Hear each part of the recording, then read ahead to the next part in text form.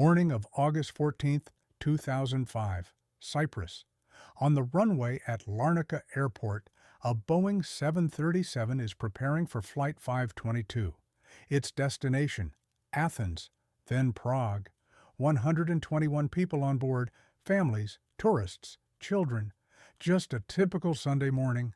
Everything is going according to schedule. The plane picks up speed, and within seconds, the wheels leave the ground. People are smiling. Flight attendants are handing out drinks. The sun is shining through the windows. Everything seems ordinary, but just a few minutes later, something goes wrong. A strange beeping sound comes from the cockpit. It's short, barely noticeable. The pilots exchange glances, but continue climbing. The air grows colder. Somewhere deep below the cabin, a valve engages, the wrong one. The plane climbs higher. The cabin pressure begins to drop, and the crew doesn't notice. Their breathing becomes heavier. Their thoughts begin to wander. From that moment on, Helios Airways Flight 522 becomes a ghost plane, a machine still alive, but with no one left inside. At approximately 10,000 meters, the oxygen mask alarm in the cabin goes off. Passengers panic. Masks fall from the ceiling, but most don't understand what's happening. In the cockpit, they're no longer aware of anything. The pilots breathe depleted air. Their movements become slow, as if underwater. A minute later, they stop responding to the controller's calls. From that moment on, the Boeing flies itself. The autopilot maintains course, and there's silence on the airwaves. On the ground, there's alarm. Athens calls Flight 522 again and again. Helios 522, do you read? Helios 522, respond please. But there's no answer. An hour, two, the plane flies over the Aegean Sea as if under a spell. And only when F-16 fighter jets approach do the pilots see what they would later call the most terrifying sight of their lives. Behind the cockpit window are motionless bodies. The pilot and co-pilot are in their seats, heads bowed, and in the co-pilot seat is someone else. A man in a flight attendant uniform. He's wearing a mask, and he's trying to save the plane. This is a story where no one had time to figure out exactly what went wrong, and where the man who tried to save everyone found himself alone against a cold aircraft and time ticking away with every second. You're watching Helios Airways 522, the plane where everyone was sleeping. The morning dawned clear in Cyprus. At 9 a.m., a Helios Airways Boeing 737 was preparing for a flight from Larnaca to Athens. On board were 115 passengers and 6 crew members. Most were Cypriots traveling to the Greek capital for vacation or business. Among them were families, children, elderly couples, and a group of young tourists who planned to continue on from Athens to Prague.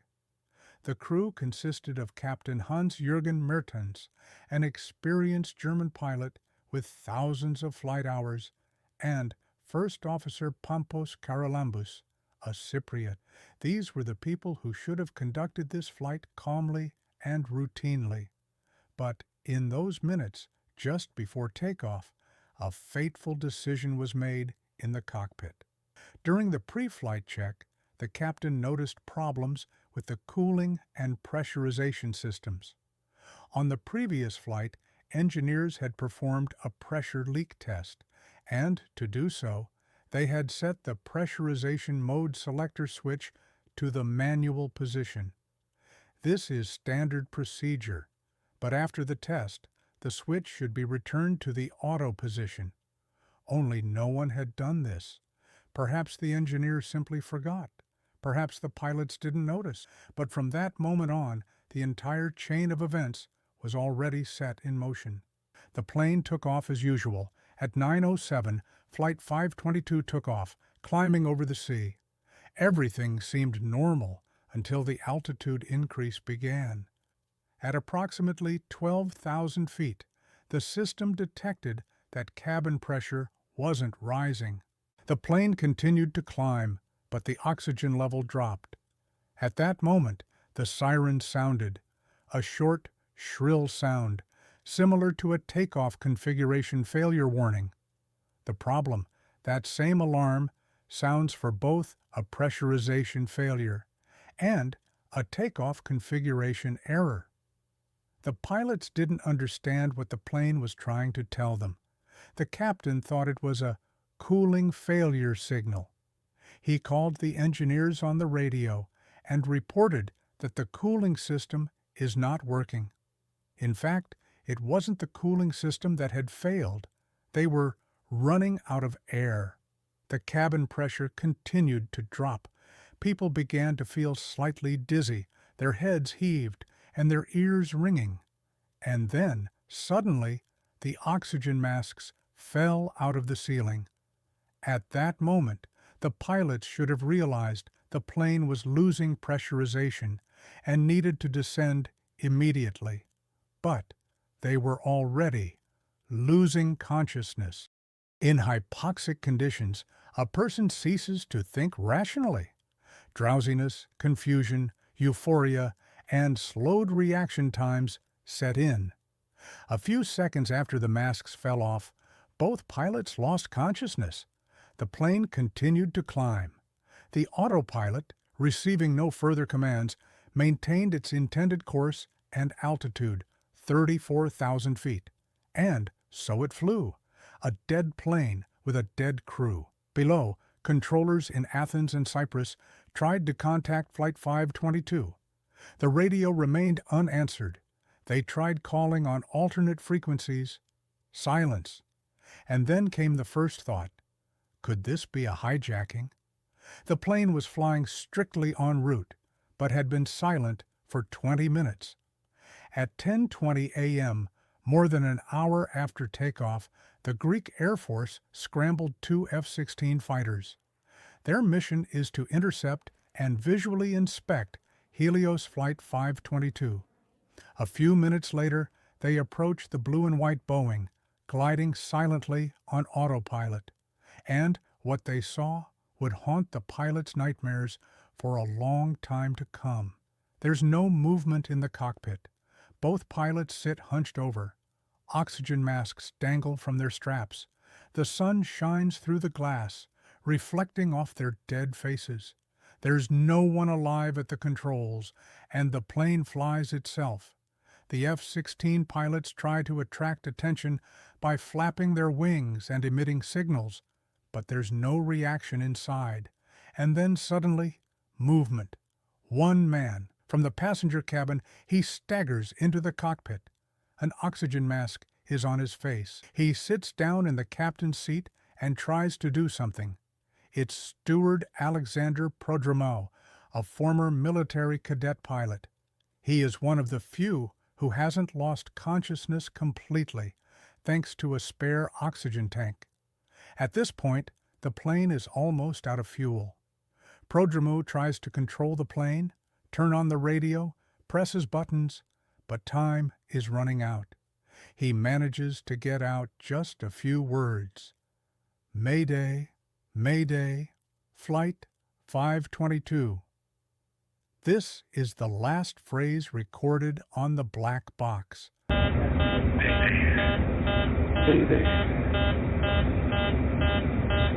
Flight 522.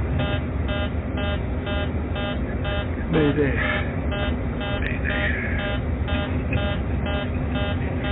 The recording shows the plane losing control.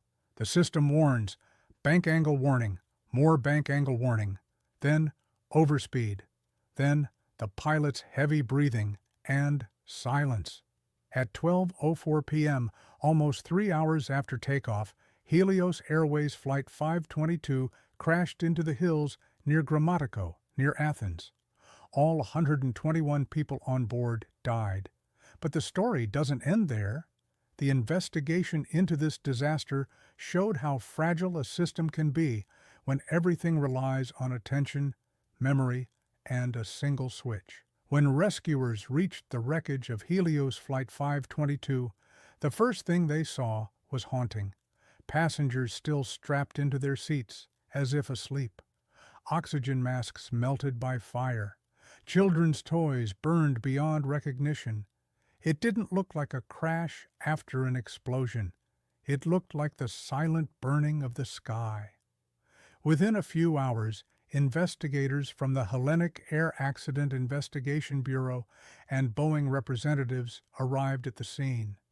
Their goal was to understand how the plane could fly for 3 hours without communication, without control, and then crash as if no one had even attempted to save it. And soon they found the key, 2 black boxes. One was the flight data recorder, FDR. The other was the cockpit voice recorder, CVR. When the investigators played the recording, there was a long silence. The first few minutes are filled with standard pre-takeoff conversations, commands, reports, and short phrases. Then comes the alarm, a shrill, repeating every few seconds. Then words become increasingly rare. The pilots discuss the cooling problem and call the engineer on the ground. The engineer replies, "Can you confirm that the pressurization mode selector is in auto?" And the pilot replies, "Where is the cooling circuit breaker?" He didn't understand the question. At this point, the captain was already under the influence of hypoxia. His brain was beginning to shut down. After a few minutes, the conversation ceases. All that remains is the sound of the siren and the increasing breathing, heavy, hoarse, like someone falling asleep and trying to wake up. Then, several hours of silence. Only the aircraft system talks to itself. Cabin altitude, warning, autopilot, engaged. Then, 2 hours later, quiet footsteps. Someone enters the cockpit. According to the investigation, it was flight attendant Alexander Prodromou. He had just over 10 minutes of air left in his oxygen tank. He found the strength to reach the cockpit and try to do something. In the recording, he can be heard breathing into a mask. Then a few short phrases. "Mayday, Mayday, this is Flight 522. His voice sounds hesitant, heavy, as if he were fighting the very air, followed by the distinct sounds of warnings. Bank angle warning. More bank angle warning. Stick shaker. Overspeed. This means he was indeed trying to control the plane. Perhaps he was trying to pull it out of the dive or set it on a descent course. But without fuel, the autopilot disengaged and the plane plunged. The last seconds of the recording are only breathing, a faint knock, the sound of shaking, and then the end. End of recording. When the commission analyzed the data, everything became clear. The plane had no technical faults. It all started with human error. A switch left in the manual position after a test, pilots who failed to check it before takeoff, and a warning system that confused the crew by using the same sound for different accidents. A small thing, one switch, and 121 lives. The Commission's report became one of the most discussed in the history of modern aviation. Following it, Helios Airways was accused of negligence and procedural violations.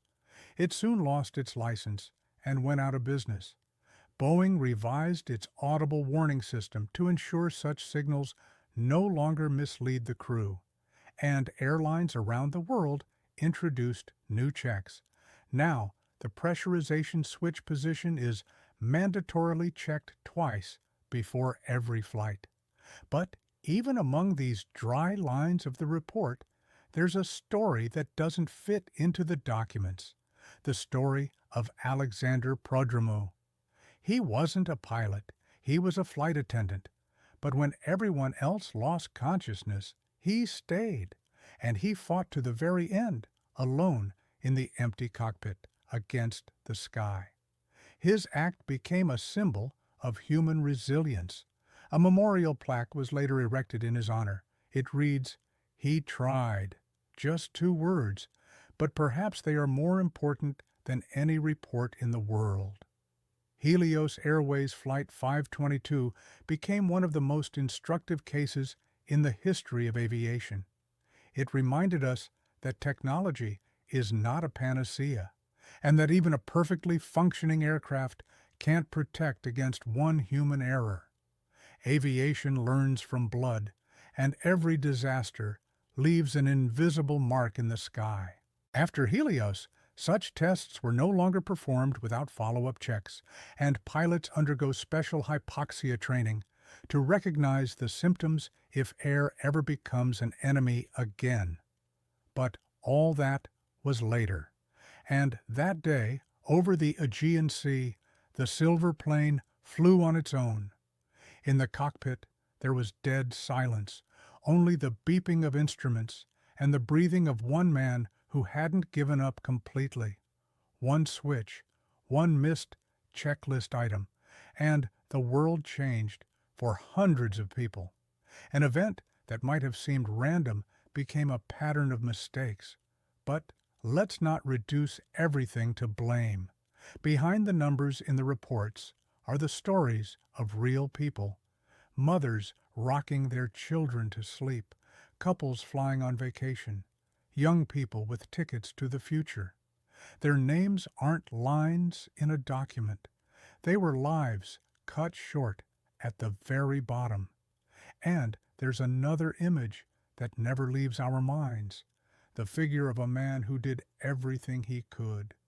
Alexander Prodromou, a flight attendant, alone in the cockpit, facing the endless silence. His voice on the recording is more than just a distress call. It's a reminder of the courage that isn't always evident in the chronicles of heroes. He didn't save the plane, but he tried, and therein lies the tragic beauty of human will. What changed after that? The world of aviation has become stricter. Procedures have been revised. Training has been tightened. Checklists are reread and rechecked. Those who read these rules now do so with a different sensitivity, not as a formality, but as the final barrier between life and death. But even the strictest rules don't eliminate vulnerability itself. We remain human, and sometimes the price of this vulnerability is hundreds of lives. So why do we tell such stories?